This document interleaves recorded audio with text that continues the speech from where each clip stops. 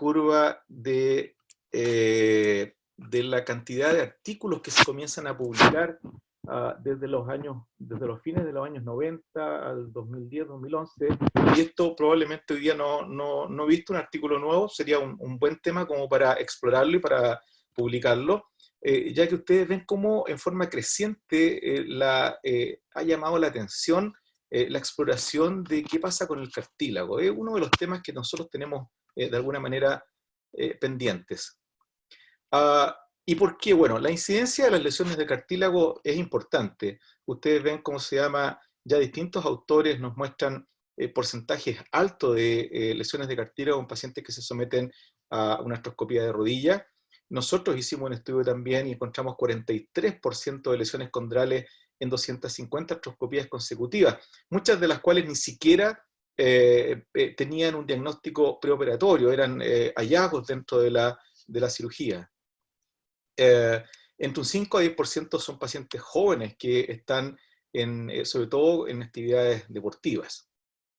Me gustó mucho este diapositivo de otro colega en que muestra que de estas lesiones de cartílago que son súper frecuentes de encontrar en la articulación de la rodilla, ustedes ven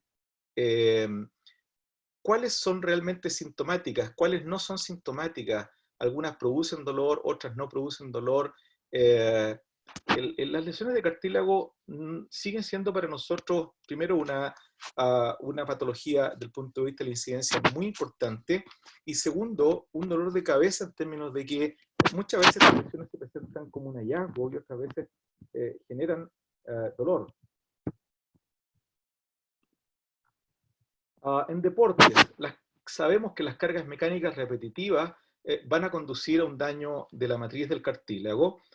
Este daño se ha implicado en el futuro a patogénesis relacionada con artrosis. Varios estudios en explantes de cartílago con el hueso subyacente sometidos a alta carga demuestran que se produce una apoptosis y muerte celular después de someter este cartílago a esas cargas repetitivas durante el ejercicio. Ahora, ¿son los deportes por sí mismos una causa de lesión condral? Aquí nuevamente entramos en la controversia. Hay estudios que dicen que sí, que los deportes competitivos aumentan el riesgo de daño del cartílago relacionado especialmente con el impacto. Otros dicen que el deporte moderado de alguna manera tiene un bajo riesgo de producir fenómenos degenerativos o el daño del cartílago. Y así, la literatura está inclinada para los dos lados. Sí y no. Seguimos con problemas entonces. Este es un estudio en atletas principalmente, en el cual ustedes ven un porcentaje no menor, una prevalencia 0.89 de lesiones de cartílago por cada rodilla evaluada, 14% asintomática, pero 59% de ellas tenía lesiones condrales completas. Y la mayoría están en cóndilo femoral medial, o en tróclea o en patela. Ahora, volviendo a los síntomas, las lesiones del cartílago pueden ser causadas por fuerza y mecanismo repetitivo, estrés repetitivo. Cuando alcanza la capa subcondral produce habitualmente edema a nivel óseo, y ahí es cuando mayormente el paciente comienza con molestias. Hay un estudio que no lo coloqué aquí, de Mandelbaum, que muestra que alrededor del 80% de las lesiones de cartílago menores de 2 centímetros cuadrados son incluso asintomáticas, lo cual viene a representar otro problema para nosotros, porque esa lesión, ¿hay que tratarla? ¿No hay que tratarla? Puede ser parte de la discusión. Ahora, en cuanto al tratamiento, el tratamiento va a depender específicamente de las características de la lesión, factores propios del paciente, que van a determinar, en definitiva, la sintomatología, la evolución, y cuál es el tratamiento óptimo que nosotros vamos a preferir en estos pacientes. Consideremos que la mayoría son pacientes jóvenes que no quieren cambiar su estilo de vida. Este es uno de los artículos que muestra Scaglione, que se ha dedicado también por tiempo al estudio del cartílago, y muestra qué lesiones deberían tratarse. no las voy a repetir todas, pero esencialmente lesiones mayores de 1 centímetro cuadrado, focales, no degenerativas, en un contexto de buen alineamiento de la extremidad, lesiones, la mayoría sintomáticas, ojalá con menisco intacto, con un índice de masa corporal, ojalá menor de 25, con buena rehabilitación y en que los pacientes tengan un estatus psicológico adecuado y sean capaces de realizar una actividad de rehabilitación adecuada. Ahora, cuando vamos a tratar una lesión condral, definamos bien qué significa el tamaño. Hay algunos que dicen tratemos las lesiones mayores, las lesiones grandes. De hecho, hay varios algoritmos que no saben definir exactamente qué es lo que es una lesión pequeña, qué es lo que es una lesión grande.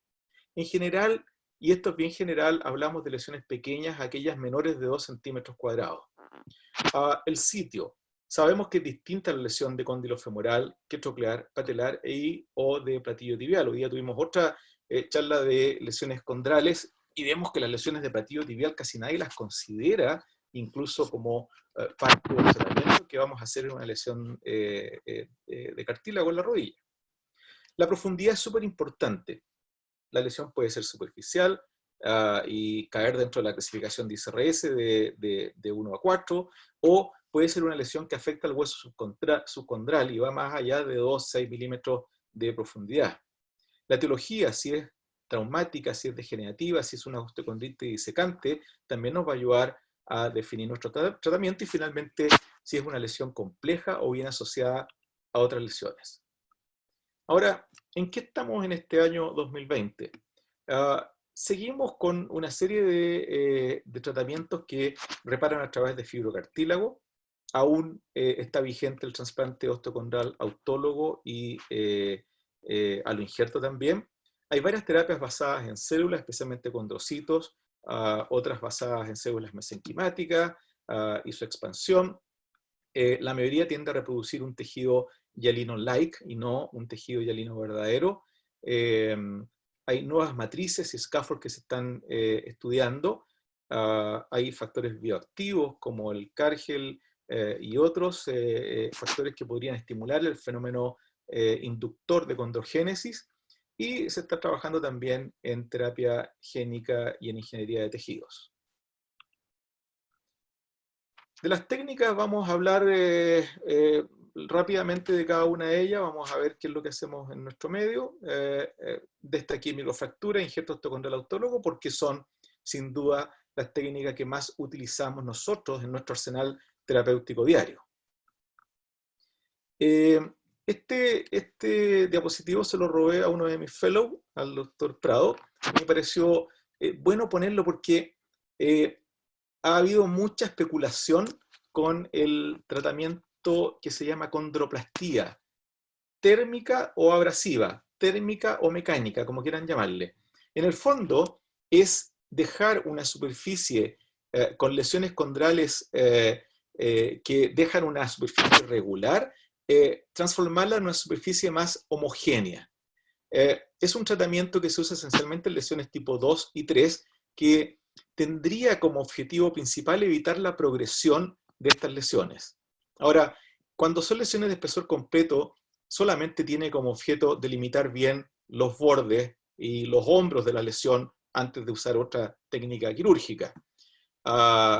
Podría ser también una técnica utilizable en deportistas durante temporada, en que el deportista lo único que quiere es tratarse a eliminar la inestabilidad de la lesión y volver a jugar rápidamente.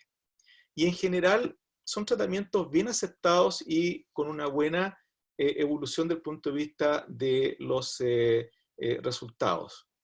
Aquí hay dos estudios, uno del Cartilage de 2017 y otro estudio del 2016, en que se evalúa la evolución de esta técnica y, como les digo, en general hay muy poco riesgo de osteonecrosis como el que había inicialmente cuando se utilizaba el láser dentro de la rodilla. Son procedimientos eficientes y seguros, pero ojo, tengo que remarcar que se utiliza esencialmente en lesiones grado 2 y 3 y no en lesiones más profundas.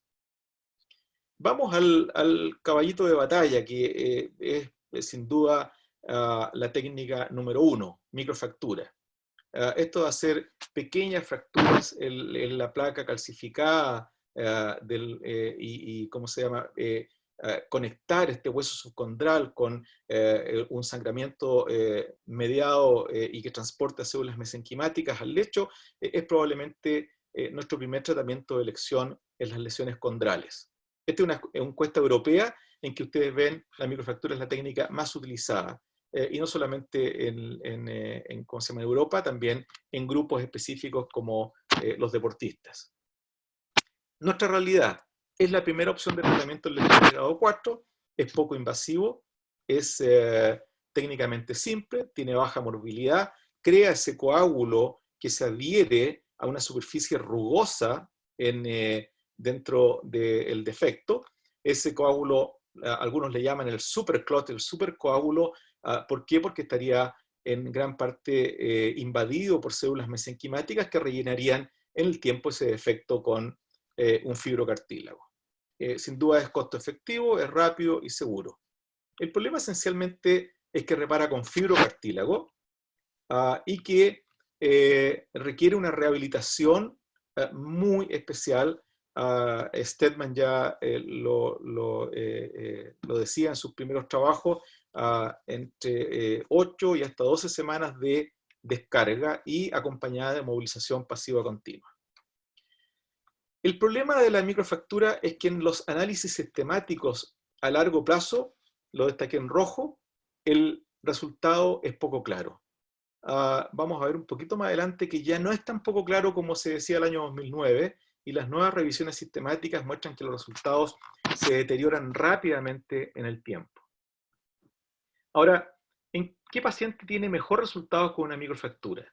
Aquel menor de 40 años, incluso yo diría el menor de 30 años, con una duración de síntomas menos de un año, con una lesión de 2 a 4 centímetros cuadrados, un índice de masa corporal menor de 30, ojalá menor de 25, con un nivel de actividad preoperatoria buena en general, y ojalá que sea una microfractura primaria y no sea una una revisión de una microfractura. Y aquellos que tienen un llenado completo del 66%. Esos son los pacientes que evolucionan mejor con esta técnica. Este es el trabajo de Mithoefer. Ustedes ven que el problema que ocurre, el gráfico de abajo a la derecha, el de arriba es el OATS. El OATS con el tiempo va deteriorándose también, pero alrededor de los 10 años llega a un 85% de buenos resultados. En cambio, la microfractura baja rápidamente los primeros 2 años, incluso alrededor del tercer, cuarto año no sobrepasa un 50% de éxito en los pacientes. Y pasa también del punto de vista de la imagen de resonancia magnética.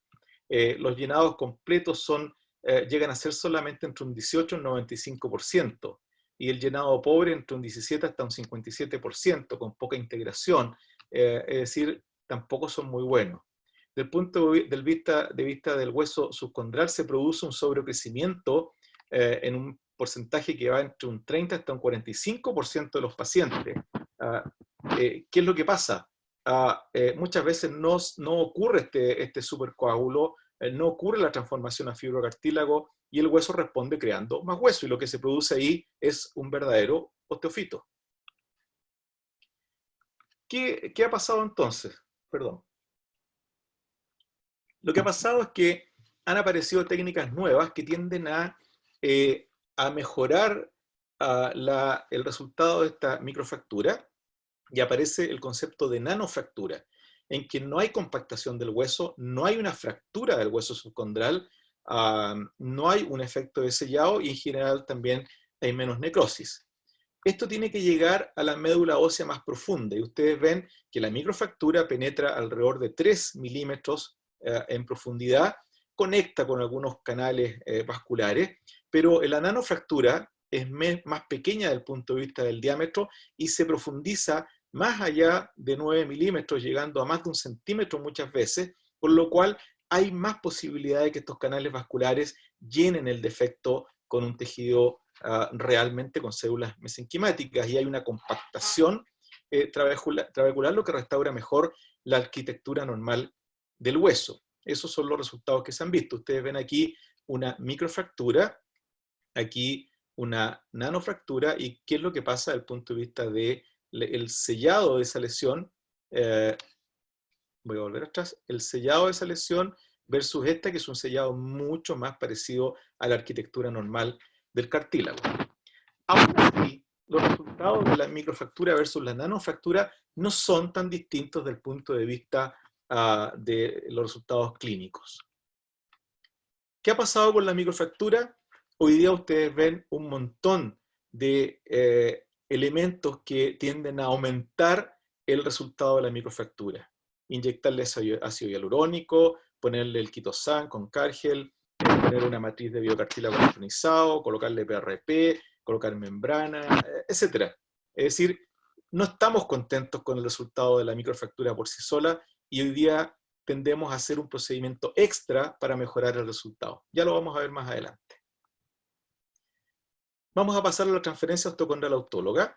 En el fondo, este es yo soy la verdad un fanático de esta técnica, me encanta como técnica quirúrgica. En el fondo es una técnica en la cual trasplantamos realmente en forma inmediata un cartílago hialino maduro. Permite tratar la patología subcondral presente en un gran porcentaje de las lesiones condrales, y obviamente tiene algunas cosas negativas como la morbilidad de la zona donante, que estamos limitados en cuanto a el tamaño, el diámetro de la lesión a tratar, porque obviamente no tenemos mucho recurso de encontrar donante. Los porcentajes de morbilidad de la zona dadora, según Bandy, que es uno de los promotores de esta técnica, no es más del 3%, pero vamos a ver más adelante que en algunos casos llega hasta más del 20%. Las zonas dadoras habitualmente son la zona paratroclear medial o lateral y la zona supracondilia, o sea, supra-notch, que también puede dar una zona de injerto que la verdad a mí no me gusta mucho, es muy delgada esa zona, y las características mecánicas de ese cartílago ahí probablemente no son muy parecidas al cartílago en la zona de carga. Desafíos técnicos del injerto osteocondral autólogo, esencialmente el match geométrico, el control de la profundidad y de la rotación. Yo, para hacerlo más fácil, prefiero hacer una mini astrotomía en la zona del defecto, ya sea medial o lateral, y de esa manera evitar el conflicto geométrico tanto del donante como al colocar el tarugo. El efecto de la incongruencia no es menor si uno no lo deja bien. Esto era una discusión que llevábamos tiempo con el doctor Calvo hasta que encontré este trabajo que dice que los injertos que quedan un poco hundidos actúan mejor del punto de vista mecánico que aquellos que quedan sobresalientes. Un injerto sobresaliente 0,5 a 1 milímetro, tan poco como eso, resulta en un aumento del 50% de media de la presión de contacto. De modo que si alguna vez tienen que dejar un injerto, un tarugo de injerto, no saben si dejarlo a ras, o sea, si dejarlo un poco hundido o un poco sobresaliente, si queda a ras, perfecto. Pero si queda un poco hundido, mejor todavía desde el punto de vista mecánico. Obviamente que hay casos en los cuales hay ausencia de llenado, hay un espacio muerto potencial entre los cilindros, y muchas veces nosotros tratamos de extrapolar esta terapia a pacientes que no deben. Ustedes ven aquí, esta es una paciente mía, y lo digo con toda humildad, es una paciente que le puse un tarugo ahí y otro tarugo ahí, tratando de evitar la prótesis total de rodilla, pero ustedes ven una paciente que tenía además una lesión grande del cartílago patelar, esa es la zona donante, el resto del cartílago tampoco estaba muy bueno. ¿Y por qué traté de evitar la prótesis? Porque es una paciente de 50 años, entonces ella además conocía, de manera que tratamos de hacer algo, nos extralimitamos en la indicación y falló, terminó en eso. Esta es una visión con el artroscopio a través de la astrotomía, de una astrotomía pequeña, ahí se ve como si fuera muy grande, pero es una astrotomía pequeña, ustedes ven la lesión y los dos tarugos puestos en posición. Y también lo hemos utilizado en rótula, ustedes ven el defecto condral ahí de este paciente, un paciente joven, Aquí hay que hacer una astrotomía y hay que vertir la rótula. Estamos midiendo la lesión. Aquí estamos usando un sistema de mosaicoplastia y no el OATS de Arthrex. Tomamos el tarugo. Ahí medimos el tarugo. En rótula hay que usar tarugos de 10 milímetros de profundidad y ustedes ven cómo está, queda perfectamente bien puesto su posición. Este otro paciente en que tuvo una luxación traumática con una lesión traumática de todo el centro de la patela y ustedes ven, pusimos un par de tarugos ahí. Y este año recién publicamos una revisión sistemática de los injertos osteocondrales. Revisamos 5 estudios de buen nivel de evidencia. Entre ellos uno era un estudio nuestro publicado el año 2010 en la revista NI. 102 pacientes con excelentes resultados clínicos desde el punto de vista de Lishom, IKDC, Kuyala y SF36. La mayoría de los pacientes volvió al deporte en 2 años con un Tegner de 5 a 9 y una buena incorporación. De modo que no hay que tener miedo al injerto osteocondral autólogo de patela, especialmente en aquellos casos traumáticos. Así como en lesiones condilares, en que hay desejes, tratamos al mismo tiempo el deseje, en lesiones condrales de patela, si hay una inestabilidad, si hay un mal alineamiento, hay que tratarlo al mismo tiempo que uno trata la lesión condral. Los resultados de los injertos osteocondrales son en general buenos, mejores que los de microfractura, se mantienen a largo plazo. Cuando se comparan los dos, sale ganando el injerto osteocondral en todo, la funcionalidad, en el relleno del punto de vista de resonancia magnética, en las biopsias y en la vuelta a actividades deportivas. Solo una palabra acerca del cultivo de condrocitos. Primero, porque yo no tengo experiencia. Segundo, porque en Latinoamérica en general hay muy poca experiencia con esta técnica. Es una técnica invasiva, es una técnica cara, requiere 2 eventos quirúrgicos por lo menos. Hay 3 generaciones de cultivos de condrocitos. El primero que usaba parches de periósteo, el segundo un parche de colágeno y el tercero cultivos en la membrana del colágeno. El MASI, que es el más aceptado hoy día, con varias complicaciones y varias reoperaciones hasta en un 40% de los casos. Yo insisto, nosotros no lo usamos, creemos que es muy poco costo efectivo como para tenerlo dentro del arsenal terapéutico habitual, por lo menos en nuestros medios.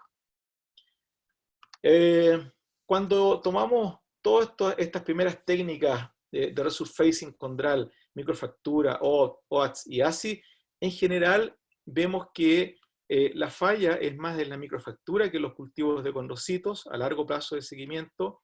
El OATS es mejor que la microfractura tiene resultados más pobres que el cultivo de condrocitos y las técnicas con membrana. El OATS tiene resultados un poco más pobres que el ASI a un año de seguimiento, pero a largo plazo se igualan más o menos.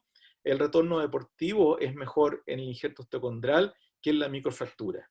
En general, como les decía inicialmente, cuando hablábamos de injerto osteocondral autólogo, para mi gusto es la elección en un paciente joven deportista que quiere volver a la actividad deportiva. Y ustedes ven aquí también cómo se llama, se muestra aquí la diferencia entre OATS y cultivo de condrocitos. En general fallan un poco más los injertos osteocondrales que el cultivo de condrocitos. No obstante, este es uno de los estudios solamente, hay varios estudios que muestran que a mediano y largo plazo se mantiene una buena correlación entre ambos y buenos resultados en general entre ambos. En cuanto al retorno de actividades deportivas, 2 estudios con buena evidencia. Ustedes ven en injerto osteocondral 91% de tasa de retorno, en cultivo de condrocitos 71% y en microfractura 68%. Y un último estudio del 2017 mejora los resultados para el injerto osteocondral a un 93%, para el injerto osteocondral el 88% cuando es un injerto osteocondral halogénico, para cultivo de condrocitos 82% y para microfractura 58%, con una tasa general de 76% en este estudio bastante reciente con buen nivel de evidencia científica.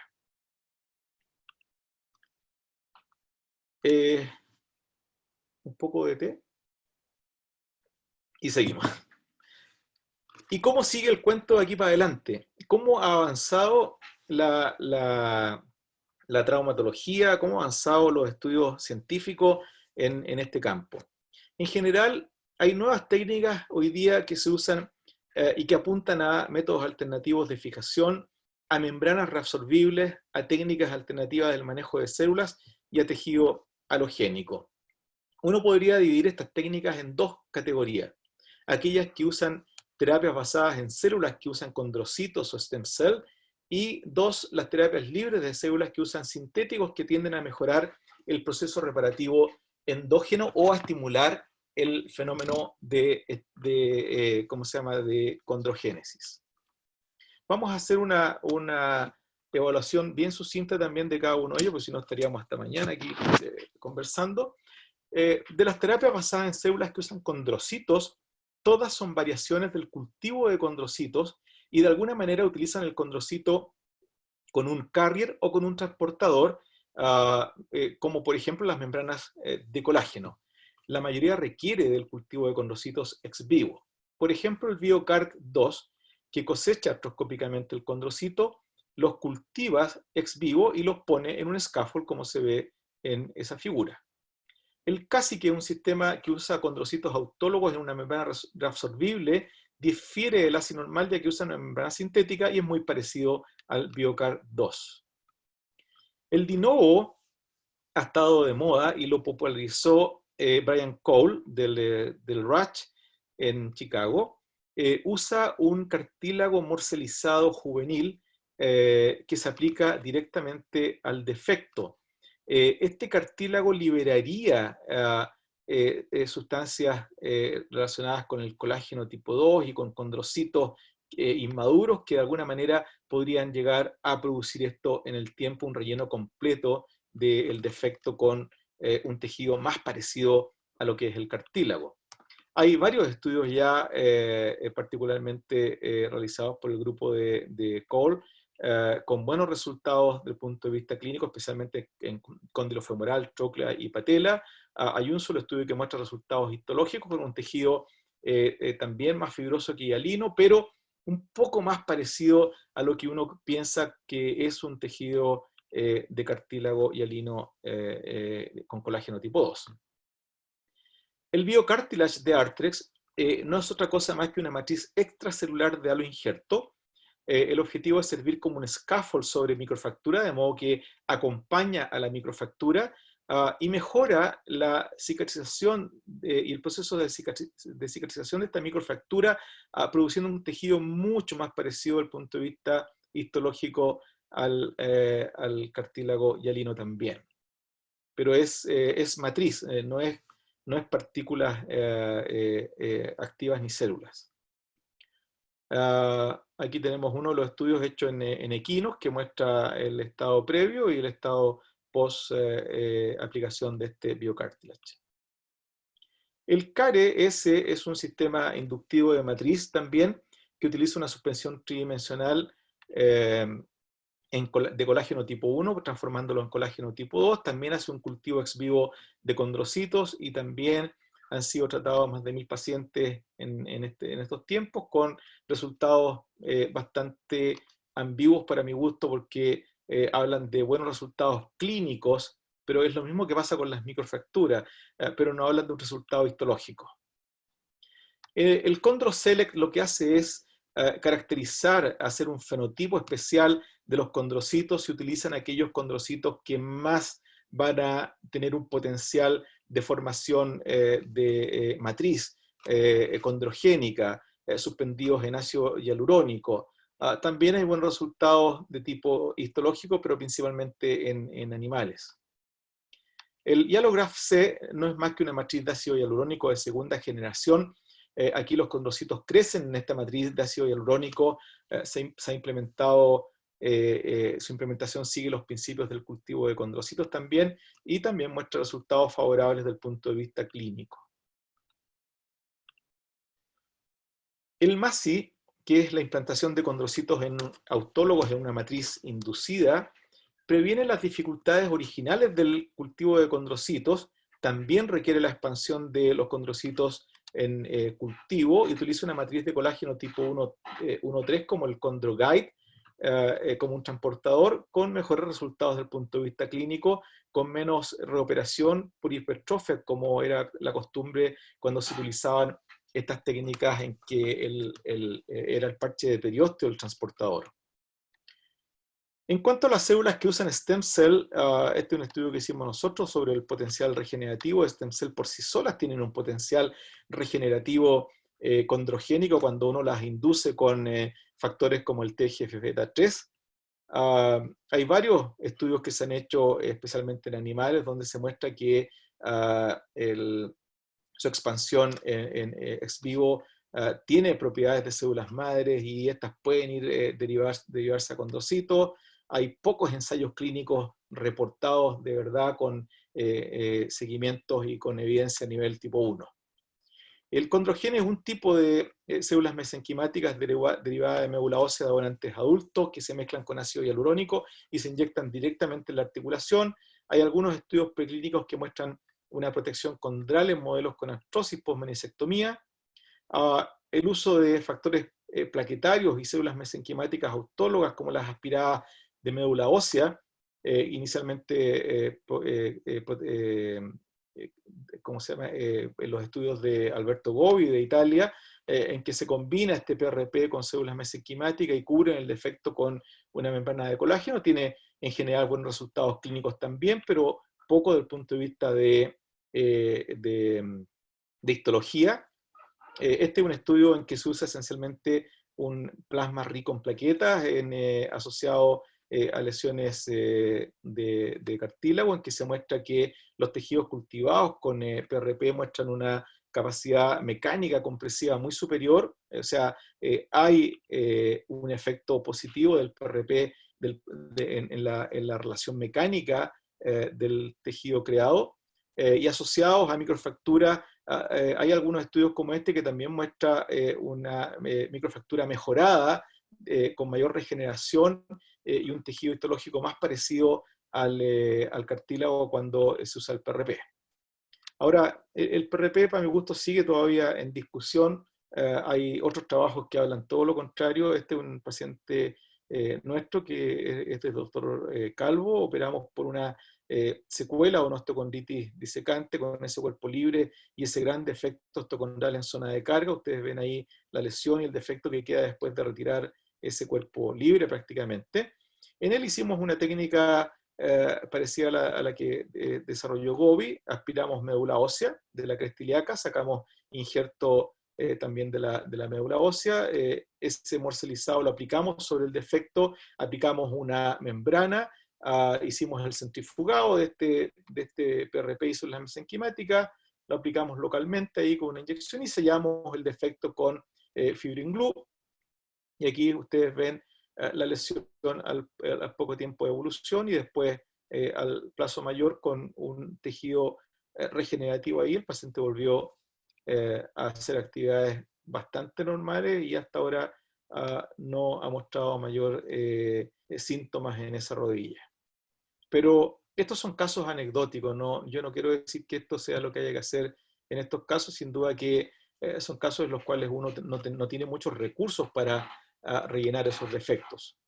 Hay otros estudios, este estudio en 72 pacientes que recibieron o cultivo de condrocitos o células mesenquimáticas autólogas y muestra un mejor tejido desde el punto de vista histológico en el grupo con células mesenquimáticas. También es un estudio, no hay muchos estudios más que digan lo mismo.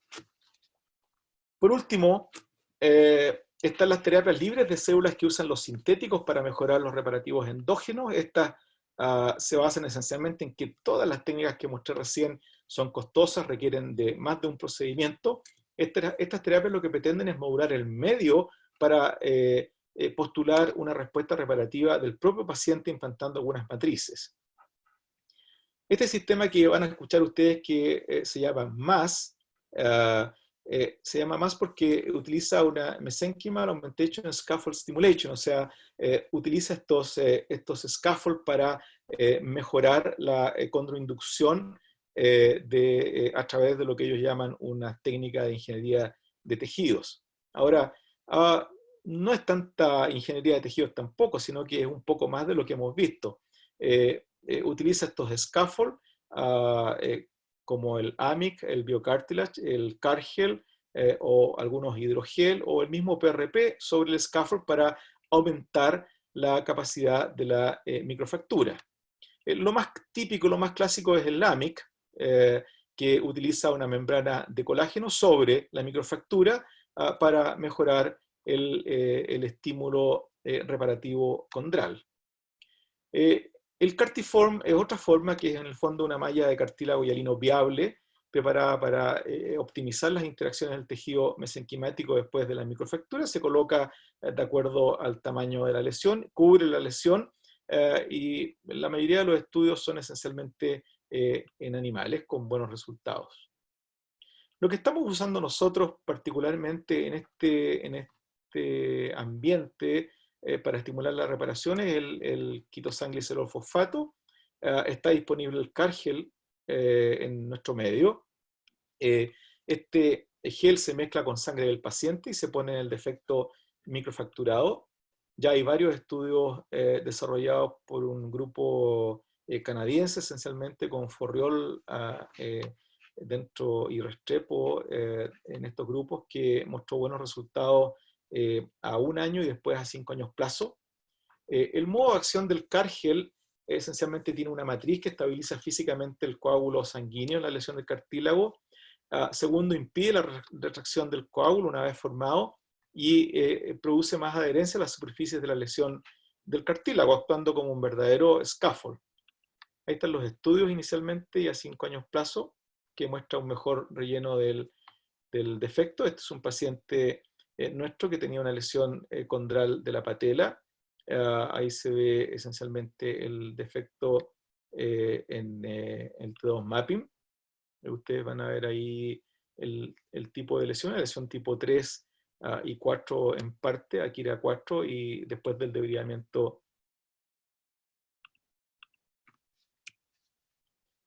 Ahí está hecho el debridamiento. Ustedes ven que es una lesión con exposición ósea, o sea, alrededor del defecto tipo 3 y al centro tipo 4. Voy a volver al defecto, ahí está. Hicimos una microfractura inicialmente. Este es un sistema de microfractura que permite hacerlo incluso en 90 grados. Un sistema que tiene Stryker y utiliza estos pequeños drills que son flexibles. La verdad me gusta mucho como sistema de microfractura porque tiene distintas angulaciones. Después hacemos una pequeña artrotomía. Utilizamos, ustedes ven ahí un Chance o un Steinman sobre la rótula para usarlo como un joystick y dejar la rótula más bien vertida. Y ahí estamos aplicando gota a gota el Cargel hasta obtener este sistema que rellena completamente la zona de la lesión. Y aquí ven el paciente después con el T2 mapping y el defecto completamente relleno a los 6 meses de evolución. Este es otro video que hicimos para mostrar un defecto a nivel condilar. En lesiones condilares es un poquito más complejo porque para aplicar el Cargel, la rodilla tiene que estar en flexión sobre la mesa quirúrgica por un tiempo hasta que se logra el secado del Cargel, y eso puede durar 15, 20 o 25 minutos, no es tan rápido. Ahí se está haciendo la microfractura.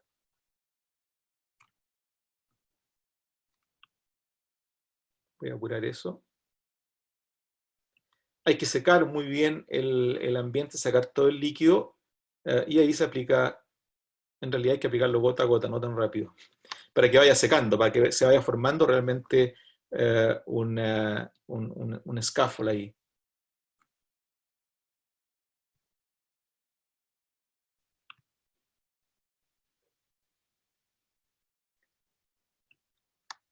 Uno se queda contento cuando eso tiene una consistencia más bien gelatinosa.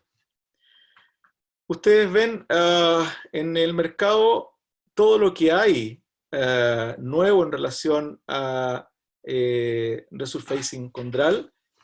Hay distintas sustancias que estimulan la condrogénesis y que están algunos incluso en estudio todavía sin experiencia clínica, en un paso o en 2 pasos, y sigue habiendo más investigación.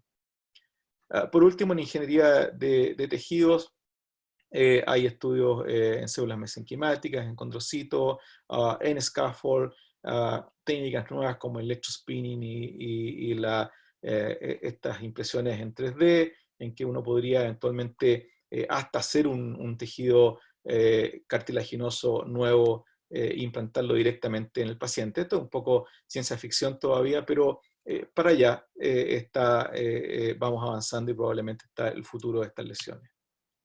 La terapia génica también, en la cual hay, ¿cómo se llama?, vectores, virus, liposomas, polímeros que podrían alterar la célula y crear o transmitir estos mensajes para que se forme una matriz de cartílago nueva. Hasta ahora seguimos con todas estas técnicas seguimos sin tener un cartílago hialino verdadero. Esa era la presentación.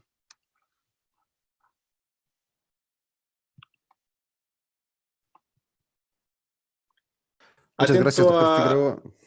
Atento a todo lo que quieran preguntar.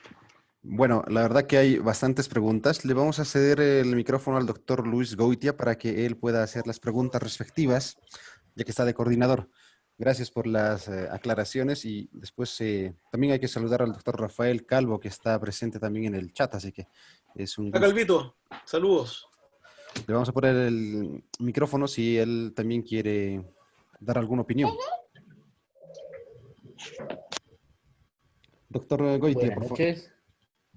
Sí, buenas noches, doctor David, doctor Rafael Calvo. Bueno, qué gusto poderlo saludar. Excelente la presentación. Ha sido un resumen, un compacto de todas las terapias que podemos utilizarlas. Algunas de esas, obviamente, viables en nuestro medio, otras que todavía son un sueño para nosotros, pero no es todas totalmente interesantes.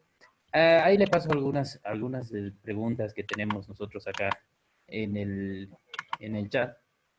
Una de ellas es, ¿cuál es la mejor forma de confirmar la regeneración del cartílago? ¿Es la resonancia la mejor forma de evaluar el tratamiento que se hace? Esa es una excelente pregunta porque yo creo que hay que esencialmente pensar en 2 aspectos.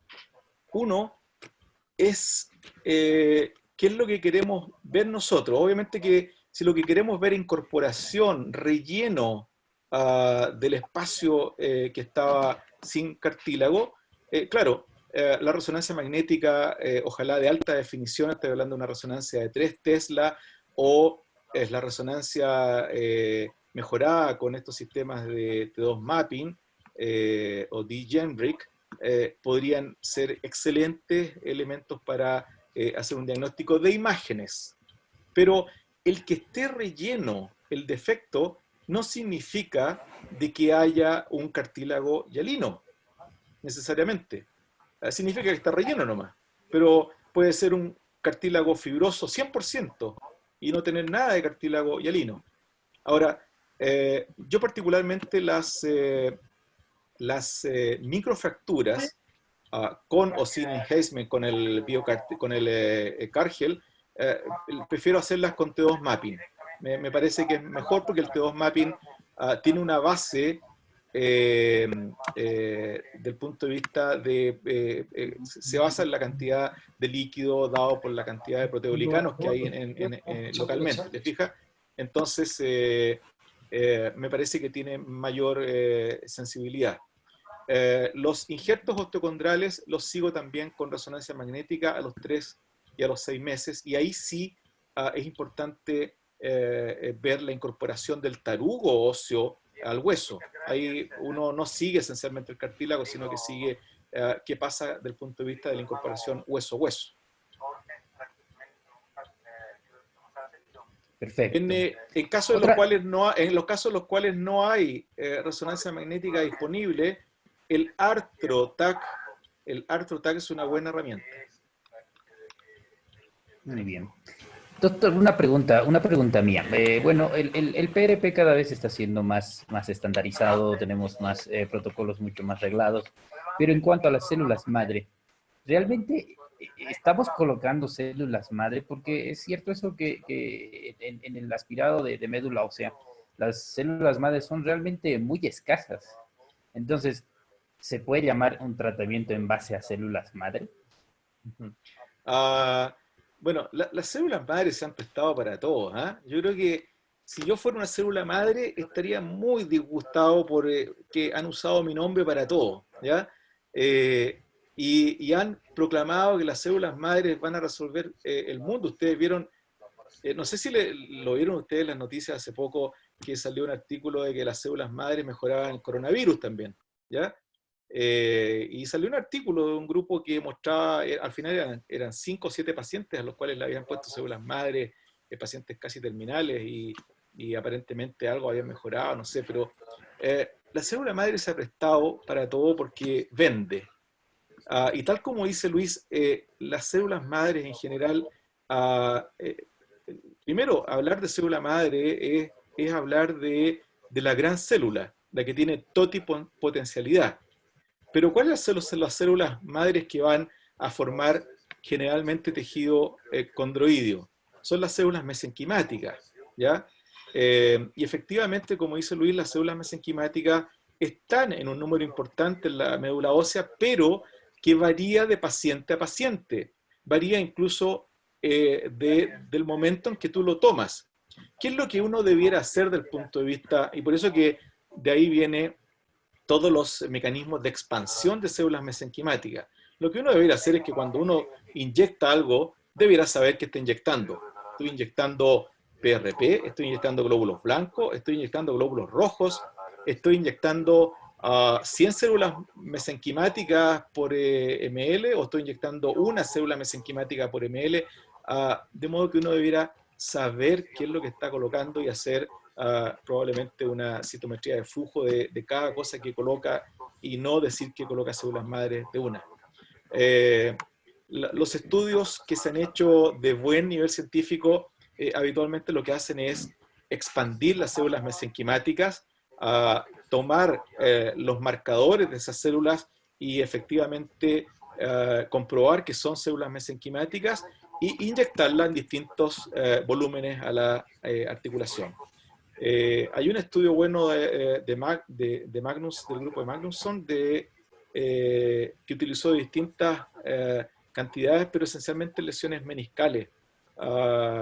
En lesiones condrales no he visto estudios muy buenos desde el punto de vista metodológico como para sacar alguna conclusión. Yo creo que todavía, así como pasó con el PRP, en que inyectábamos 25 tipos distintos de PRP, unos activados, otros no activados, con glóbulos blancos, sin glóbulos blancos, con cloruro de calcio, sin cloruro de calcio, etcétera, etcétera. O sea, habían tantos tipos que al final cada uno inyectaba lo que quería y nunca supimos qué es lo que funcionaba realmente. Está pasando algo parecido con esto de células mesenquimáticas y mal llamadas células madres en general. Muy bien, gracias, doctor. Bueno, tenemos otra pregunta acá. Dentro de los pacientes a quienes realiza ya sea microfractura o OATS, ¿realiza algún otro tratamiento que requiera como reparación ligamentaria o anteromedialización en caso de la patela? ¿O la realiza de manera separada? Bueno, es una muy buena pregunta que yo creo que lo dije así parcialmente al inicio. En general, tú puedes hablar de lesión condral aislada o lesión condral compleja. La lesión condral aislada es rara. En el contexto de la lesión condral pura es muy rara. Habitualmente o hay lesión meniscal, o hay lesión de ligamento cruzado, o hay inestabilidad rotuliana, o hay mal alineamiento rotuliano, o hay un deseje, o hay una meniscectomía previa, y esto es una regla, yo te diría que bastante general. Cuando uno hace una reparación condral, tiene que reparar todo lo que hay dañado en la rodilla. No, yo no puedo hacer una reparación condral y dejar un varo sin tratar. No puedo hacer una reparación condral y dejar un ligamento cruzado anterior sin tratar. No puedo hacer una reparación condral patelar y dejar una rótula que se luxa, que es inestable. Y así sí, suma y sigue, ¿te fijas? Nils tenía una pregunta, creo. Doctor Nils. Bueno, tengo algunas preguntas y algunos comentarios. Lo primero, para que sea medio rápido. En la mosaicoplastia, David, ¿prefieres hacer en el lugar donante cóndilo medial o cóndilo lateral? La verdad es que me obvio ese problema. Si el daño está en el cóndilo medial, hago de medial. Si el daño está en el cóndilo lateral, hago de lateral. ¿Por qué? Porque siempre hago una mini artrotomía, ¿ya? Creo que nunca he sacado del otro lado, ni medial para lateral o lateral para medial. Siempre uso el mismo lado. Mi comentario al respecto es, yo prefiero sacar preferentemente del lado medial porque tenemos aquí mucho paciente con hiperpresión lateral. Entonces, si tengo injerto de ese lado, pues de preferencia saco del medial. Sí, habían algunos que incluso, en respecto a eso, había algunos que decían que si tú sacas del lateral y el paciente tiene algún daño en la rótula, hacer inmediatamente una reticulotomía externa para no sobrecargar el compartimento lateral. No hay mucha evidencia al respecto. La segunda pregunta es, ¿cómo te ha ido con los mega OATs? No me he ido porque nunca he hecho un mega OATS. Te pregunto porque aquí nosotros tampoco tenemos experiencia. Sí, había una técnica que ¿cómo se llama? La popularizó Andreas Imhoff, en el cual tú sacabas el cóndilo posterior, ¿ya? La zona condilar posterior, igual como lo que uno reseca en las prótesis de rodilla, y eso lo podrías usar como un gran injerto o como un verdadero mega oats, porque el mega oats por sí mismo es un halo injerto fresco, grande. Podrías usar eso. El problema es que después se demostró que eso podía producir también inestabilidad en esos pacientes a futuro, así que hoy día casi no se usa. Hay una técnica que usa João Pereira, que abre la articulación tibio-fibular proximal y saca el cartílago de esa articulación. Dice que puede tomar hasta 4 centímetros cuadrados y ese lo utiliza como injerto y no utiliza injerto de la rodilla misma, con buenos resultados. Yo no lo he hecho nunca tampoco. Yo tengo 3 casos de esa técnica de Joao en defectos grandes.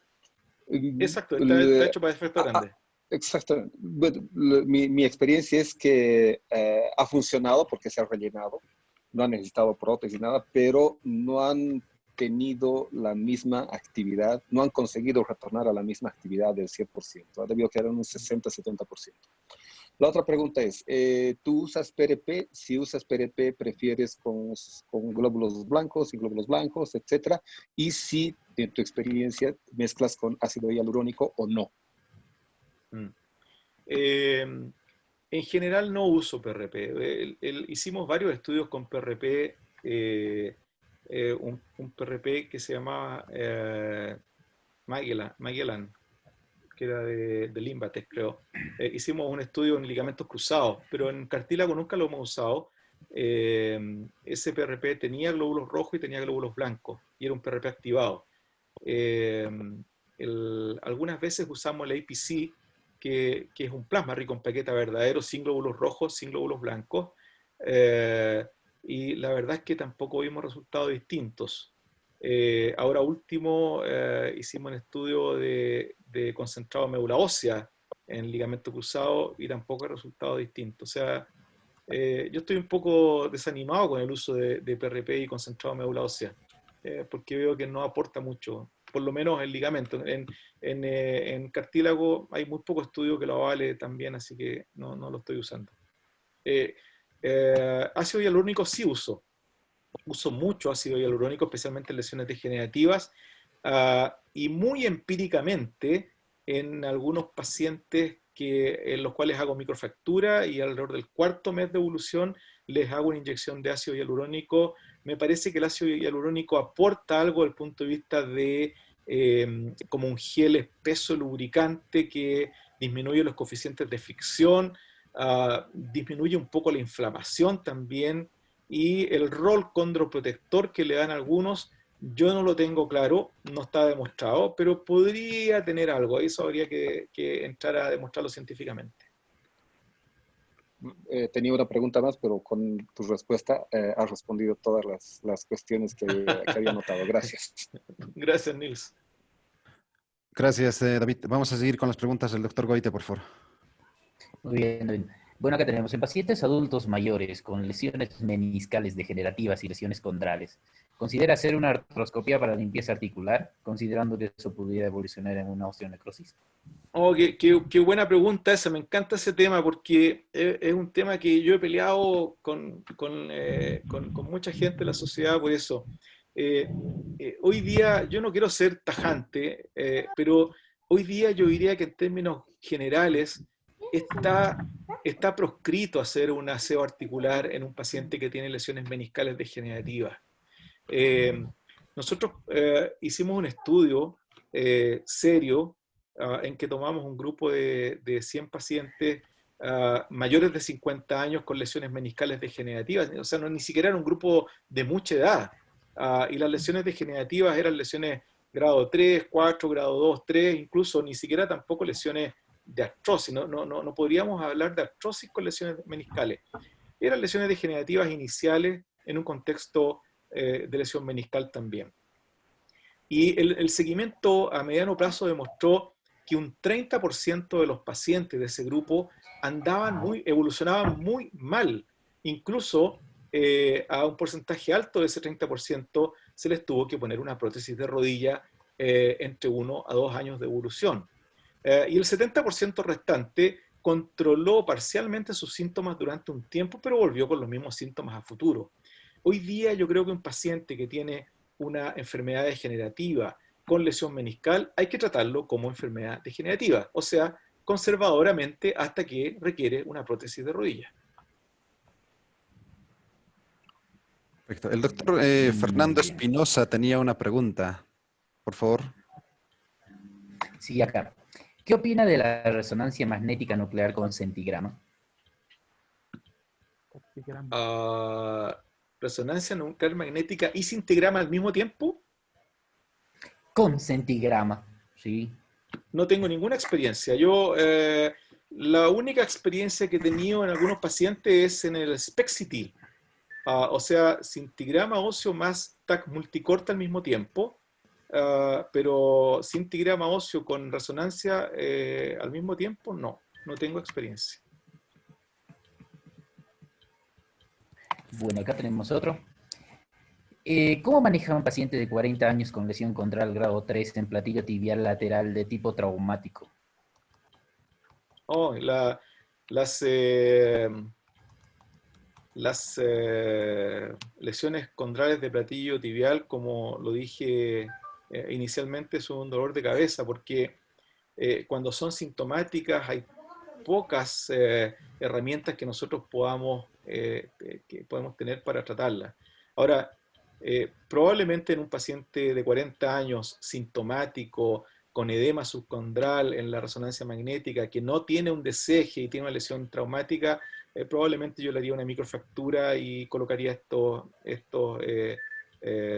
sustancias como el Cargel para darle una oportunidad, pero seguiría al pie de la letra lo que dice Steadman desde el punto de vista de la rehabilitación, o sea, sería un paciente que lo dejaría por lo menos 8 semanas sin apoyar esa extremidad en el suelo, sin carga. Muy bien. David, una pregunta mía. En lesiones, bueno, para una determinada lesión osteocondral, ¿es preferible colocar un solo, si va a determinado taco óseo, un solo injerto grande, o es mejor ponerle varios pequeñitos, considerando el espacio fibroso que pueda quedar? Sí, esa es muy buena pregunta porque hay pacientes que tienen una lesión que es un poquito más de 1 centímetro cuadrado. Y deja un poco bordes pequeños con daño condral profundo.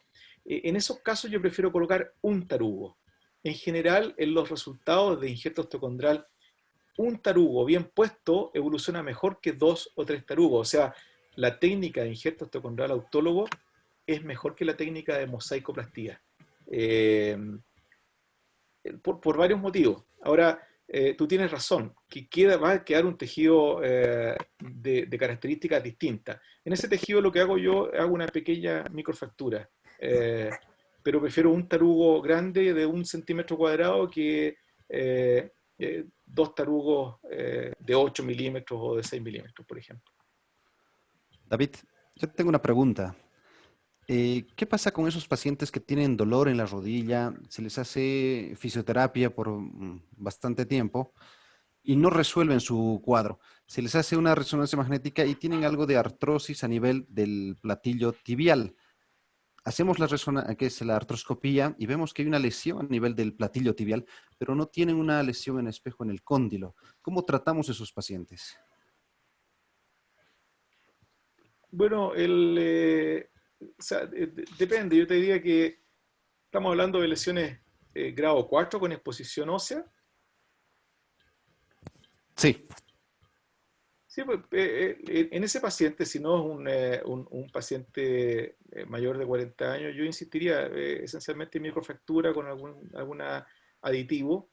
Eh, en algunos casos, lesiones traumáticas focales, bien focales, de 1 centímetro cuadrado, hay una técnica que utiliza un OATS retrógrado, que yo lo practiqué alguna vez, pero ¿cómo se llama? Es complicada porque hay que tomar el injerto en forma oblicua, hay que hacer un túnel que salga justo en la zona donde está la lesión, hay que colocar el injerto, pero como queda un espacio hay que rellenarlo con un tornillo para que el OATS no se devuelva. Es una técnica engorrosa. En esos casos yo prefiero microfractura. Y aún así los resultados son pobres en platillo tibial. Nadie habla mucho de técnicas de resurfacing en platillo tibial. Se habla mucho más en cóndilo femoral, en patela, en trocla, pero no en platillo tibial. Muy poco. perfecto. Doctor Goitia. Muy bien, bueno, ¿cuál es su protocolo de seguimiento subjetivo y objetivo de los pacientes con lesiones condrales y por cuánto tiempo para retornar a la actividad física? También es una muy buena pregunta. El seguimiento subjetivo, como les decía, tiene que ver con el dolor y síntomas mecánicos, inflamatorios. O sea, el paciente que controla dolor, que controla derrame, que controla el proceso inflamatorio, un paciente que está evolucionando bien, independiente de que la resonancia magnética muestre otra cosa. Y desde el punto de vista objetivo, me gusta mucho la resonancia magnética, me gusta mucho el, eh, el, eh, como le decía, el T2 mapping, y, y eso esencialmente, esa es la forma de seguimiento. En cuanto a retorno a actividad deportiva, en general, promedio para una lesión condral, esto es bien general, yo diría 6 meses. Perfecto. En un paciente joven con lesión condral y edema óseo con poco dolor, ¿qué opinión tiene del ácido hialurónico intraarticular más descarga? Bueno, ese es un buen tema porque en un paciente que presenta una lesión condral inicial, yo creo que uno debe agotar el tratamiento conservador primero. Eh, Pacientes que tienen edema óseo solamente, con lesiones condrales que no parecen completas, de espesor completo en cualquier parte de la articulación, es bueno dejarlos en descarga, es bueno dejarlos con algún antiinflamatorio, es bueno hacerles fisioterapia para disminuir molestias y mantener una buena funcionalidad de la rodilla. Y el ácido hialurónico me parece que podría ayudar desde el punto de vista del proceso inflamatorio. No sé si mejora en algo el cartílago, no sé si realmente tiene un rol condroprotector, pero como les decía, yo lo uso muchas veces en forma empírica y anda bien en los pacientes. Pero yo insisto, uno debiera hacer un tratamiento conservador en muchos de sus pacientes, no tiene por qué ir inmediatamente a la cirugía. Hay que considerar por lo demás que ya Mandelbaum lo decía en uno de sus estudios, el 80% de las lesiones menores de 2 centímetros condrales son asintomáticas, ¿ya?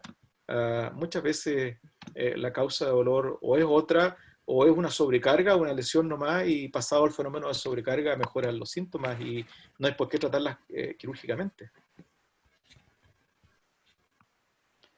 David, Bueno, ¿tienes alguna opinión sobre la utilización del ozono? ¿Tienes algún reporte de algún escrito o no? Hay como se llama un artículo que hay que leerse en algún momento, que todos debiéramos leer, que se llama Tratamiento o placebo caro, ¿ya? Eh, Existen los placebos caros, y placebos caros hay muchos, y se han usado a través de la historia de la humanidad en distintas cosas, ¿te fijáis? Para mi gusto, probablemente el ozono, la ozonoterapia, y hay muchas otras más. No sé si a ustedes les toca ver pacientes que tienen lesiones condrales y se van a poner imanes, usan magnetismo también. Eh, eh, hay otros que van a cámaras hiperbáricas. Me han tocado pacientes a mí que me han dicho, doctor, ¿por qué no me manda una cámara hiperbárica si tengo una lesión condral? Cámara hiperbárica, ozono, y así. Podemos analizar un montón de terapias que probablemente no son más que placebos caros. Eh, una vez pregunté, ¿cómo inyecta? Yo sé que hay colegas míos acá en Chile incluso que inyectan ozono, y pregunté cómo lo inyectaban, si el ozono es un gas. ¿Cómo no se les va dentro de la jeringa antes de inyectarlo? No entendí nunca el procedimiento mucho. Nils tiene una pregunta ahí. bueno, acá tengo otra pregunta. ¿Cuándo inicia la movilidad, apoyo parcial o apoyo total? Dale, Nis, luego leo esta. Ok, bueno, quería hacer un comentario. En ese paciente que tiene dolor y que tiene artrosis en meseta tibial únicamente, bueno, he visto algunos pacientes de estos, les he hecho varias cosas y evidentemente no me ha ido bien en ninguna. Siempre quedan más o menos o quedan igual que como estaban antes.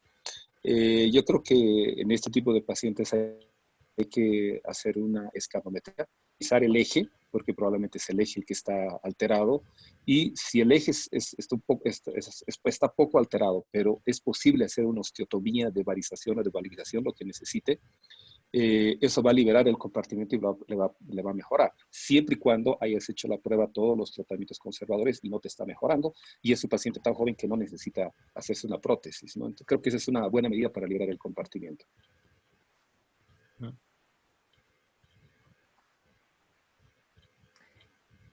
Muy bien, ahora sí volvamos a esta pregunta. ¿Cuándo inicia la movilidad, apoyo parcial o apoyo total, actividad física, etcétera, según el método de elección que elija? Tal vez podríamos concentrarnos en microfracturas y claro, otras. es muy variable porque en microfractura yo trato de ser un poco más estricto desde el punto de vista de las cargas.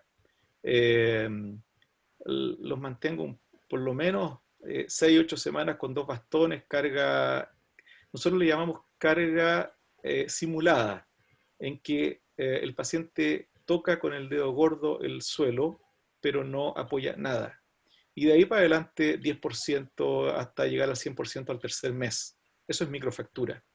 En injerto osteocondral yo soy bastante rápido en las cargas. Si he hecho un tarugo y ha quedado press fit en buena posición, en general lo cargo inmediatamente con un 10% del peso corporal, 2 bastones durante un mes, y de ahí pasamos a un bastón durante 2 semanas más. a la sexta semana lo dejo sin bastones, y obviamente que dilato la actividad deportiva hasta el sexto mes en ambos casos.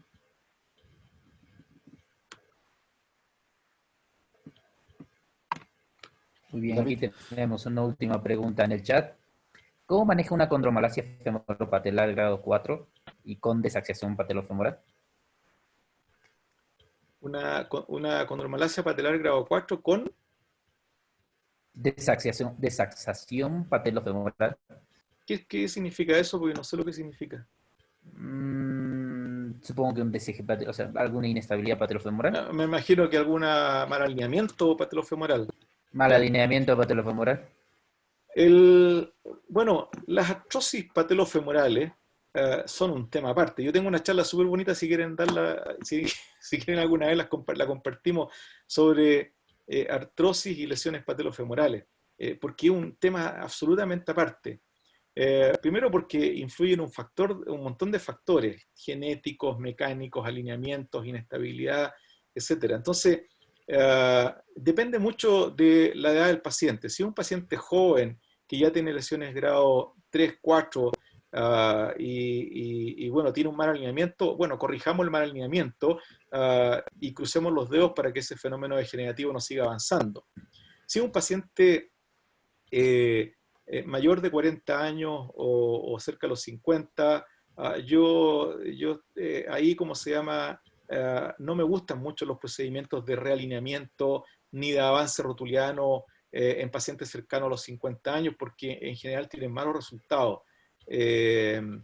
Y son solamente, y los resultados buenos que hay duran poco tiempo, duran 5 o 7 años y no más que eso. En esos pacientes son los pacientes en los cuales yo prefiero tratarlos como una artrosis, con medidas conservadoras, y en momento que sigan con molestias les coloco una prótesis patelofemoral.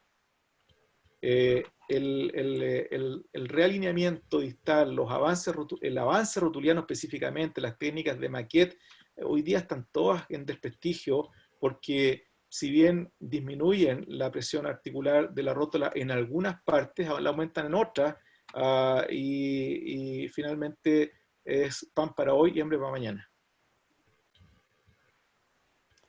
Perfecto. David, una Muy bien. consulta.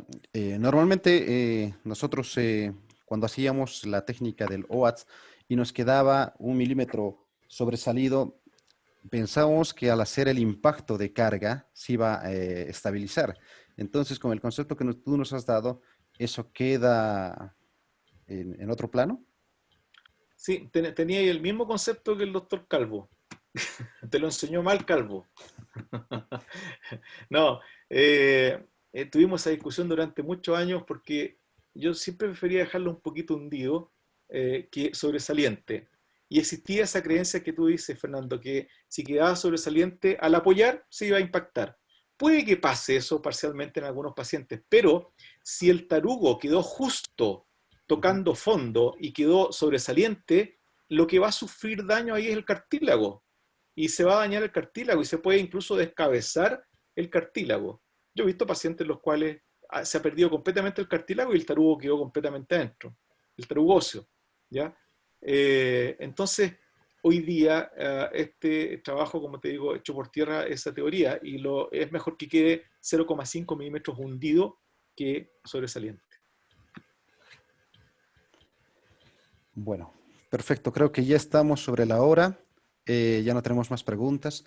Voy a activar el micrófono de algunos si quieren hacer una despedida, pero agradecerte mucho por esta charla tan educativa en este tiempo de cuarentena, y si hay otra oportunidad espero que nos puedas acompañar.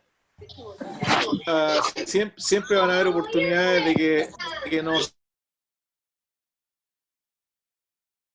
tenemos montones de cosas que compartir con ustedes. Cada vez que hacemos esto, yo también aprendo harto, así que no, gracias a ustedes por la invitación y feliz. Cuando quieran, estoy dispuesto a compartir con ustedes. Somos todos buenos amigos también, así que puede ser no solamente una cosa científica. Claro que sí. Bueno, ahora le voy a hacer a Fernando Claros, que es el presidente de la SPAOZ, filial La Paz, para que haga la despedida. Muchísimas gracias, doctor, a nombre de la sociedad. Como siempre, un gran amigo, desde hace años conocido, su charla completa y un saludo a la distancia. Cuídese mucho y a todos muchas gracias por su asistencia. Buenas noches. Gracias. Gracias, Fernando Bacarreza. Gracias, Luis, Nils. Un abrazo a todos a la distancia y cuídense. Importante cuidarse, muchachos. Saludos Buenas a los noches, becados míos que están ahí también. Chao, chao. Hasta luego. Chao, chao. Saludos a Loreta, a Rafael Calvo Jr. Ese. Chao, muchachos. Chao, Cuídense. Saludos a todos, cuídense. Cuídense mucho. Chao, chao. Chao, chao.